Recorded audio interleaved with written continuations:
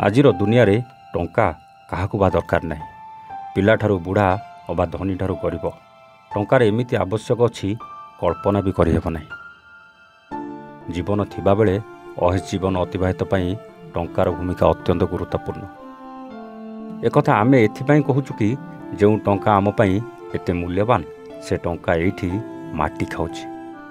1000 କି 2000 ନୁହେଁ, ଲକ୍ଷ ଲକ୍ଷ ଟଙ୍କା ଏବଂ ସୁନା। ଏ ଦେଖୁନାହାନ୍ତି ଟଙ୍କା ବିଡ଼ାକୁ କିପରି ଉଇ ମାଟି ଖାଇଯାଇଛି। ଟଙ୍କାକୁ ଦେଖିଲେ ଲାଗୁଛି ଏ ଟଙ୍କା ସବୁ ଜୀବନ କାଳର ସବୁ କଷ୍ଟ ଉପାର୍ଜିତ ଟଙ୍କା। ତେବେ ପୁରା ଘଟଣା କ'ଣ ଆସନ୍ତୁ ଜାଣିବା ଆଜିର ଏ କାହାଣୀ। ହ୍ୟାଲୋ ହାଏ ନମସ୍କାର, ଷ୍ଟୋରି ୱିଥ୍ ପ୍ରତାପର ଆଉ ଏକ ଫ୍ରେଶ୍ ଅଧ୍ୟାୟକୁ ଆପଣମାନଙ୍କୁ ସ୍ୱାଗତ।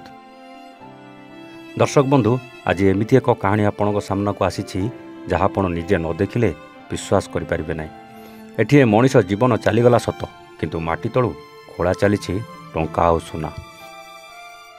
ଆପଣ ଭାବୁଥିବେ ମଣିଷ ତ ଆମ ଗହଣରୁ ସବୁଦିନ ପାଇଁ ଆରପାରିକୁ ଚାଲିଗଲା, ଏ ଟଙ୍କା ସୁନା ଖୋଜା ପଡ଼ିଛି କାହିଁକି? କିନ୍ତୁ ଏହି କଥାକୁ ଆପଣ ଯେତିକି ସରଳ ଭାବୁଛନ୍ତି ପ୍ରକୃତରେ କଥାଟା ସେତେ ସରଳ ନୁହଁ। ଏ ଟଙ୍କା ସୁନା ପଛରେ ରହିଛି ଏକ ରୋଚକ କାହାଣୀ, ଯାହା ଶୁଣିବା ପରେ ଆପଣ ବି ଆଶ୍ଚର୍ଯ୍ୟ ହୋଇଯିବେ। ଏ ବୃଦ୍ଧ ଜଣକ ମୃତ୍ୟୁ ପୂର୍ବରୁ ପୁଅ ବୋହୂ ଓ ନାତି ନାତୁଣୀକି ଡାକି ଏମିତି କିଛି କହିଲେ ଯାହାକୁ ଶୁଣିବା ପରେ ସମସ୍ତଙ୍କ ହୋସ୍ ଉଡ଼ିଯାଇଛି। ହେଲେ ସେସବୁ ଭିତରେ ଏ ସଂସାରରୁ ବିଦାୟ ନେଲେ 70 ବର୍ଷୀୟ ସୀତାରାମ ମେଲକା। ଆଉ ତାଙ୍କ କହିବା ହିସାବରେ ବାପାଙ୍କ ଅନ୍ତିମ ସଂସ୍କାର କରିବା ପରେ ପରିବାର ଲୋକେ ଗଛ ମୂଳରେ ମାଟି ଖୋଳି ଟଙ୍କା ସୁନା ଖୋଜୁଛନ୍ତି। କୋରାପୁଟ ଜିଲ୍ଲା ନାରାୟଣପାଟଣା ବ୍ଲକ ବୋରିଗି ପଞ୍ଚାୟତ କେଲୁବଡ଼ି ଗାଁର ସୀତାରାମ ମେଲକା କାମଦାମ କରି ପେଟ ପୋଷନ୍ତି। ସୀତାରାମଙ୍କ ପରିବାର କହିଲେ 3 ପୁଅ, ଗୋଟିଏ ଝିଅ ଓ ପତ୍ନୀ ସମୀ। ସେ ଯାହା ରୋଜଗାର କରୁଥିଲେ ସେଥିରେ ଦୁଃଖେ କଷ୍ଟେ ଚଳୁଥିଲା ପୁରା ପରିବାର। ଏ ଭିତରେ 3 ପୁଅ ଓ ଝିଅକୁ ବାହାଘର କରାଇ ଦେଇଥିଲେ ସୀତାରାମ। ପୁଅ ଓ ଝିଅ ବାହାଘର କରିବା ପରେ ସମୟ ପାଖରେ ହାର ମାନିନଥିଲେ 70 ବର୍ଷିଆ ସୀତାରାମ। ସେ ପିଲାଛୁଆଙ୍କ ପାଖରେ ନ ରହି ନିଜ ପତ୍ନୀଙ୍କ ସହ ଘରଠାରୁ ପ୍ରାୟ 3 କିଲୋମିଟର ଦୂରରେ ଏକ କୁଡ଼ିଆ ଘରେ ରହୁଥିଲେ। ଆଉ ଘରେ ଚଳିବା ପାଇଁ ଜଙ୍ଗଲ ଜମିରେ ବିରି, ମାଣ୍ଡିଆ ଓ ଧାନ ଚାଷ କରୁଥିଲେ। ଚାଷରୁ ଯାହା ଉପାର୍ଜନ ହେଉଥିଲା ସେଥିରୁ କିଛି ବିକ୍ରି କରିଦେଉଥିଲେ, ଆଉ କିଛି ଖାଇବାକୁ ରଖୁଥିଲେ। ଏହା ସହିତ ବାର୍ଦ୍ଧକ୍ୟ ଭତ୍ତା ମଧ୍ୟ ପାଉଥିଲେ। ଏହା ସହ ନିଜ ପତ୍ନୀଙ୍କ ସହିତ ବେଶ ହସ ଖୁସିରେ ରହୁଥିଲେ ସୀତାରାମ। ନିଜର ଖର୍ଚ୍ଚ ପରେ ଯାହା ବଳକା ଟଙ୍କା ହେଉଥିଲା ତାକୁ ପାଖରେ ରଖୁଥିଲେ।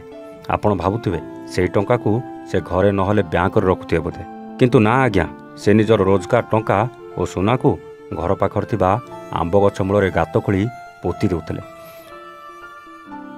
ବର୍ଷ ବର୍ଷ ଧରି ସେ ଏମିତି ଟଙ୍କା ପୋତି ଚାଲିଥିଲେ, କିନ୍ତୁ ହଠାତ୍ ସୀତାରାମଙ୍କର ସ୍ୱାସ୍ଥ୍ୟ ବିଗିଡ଼ି ଯାଇଥିଲା।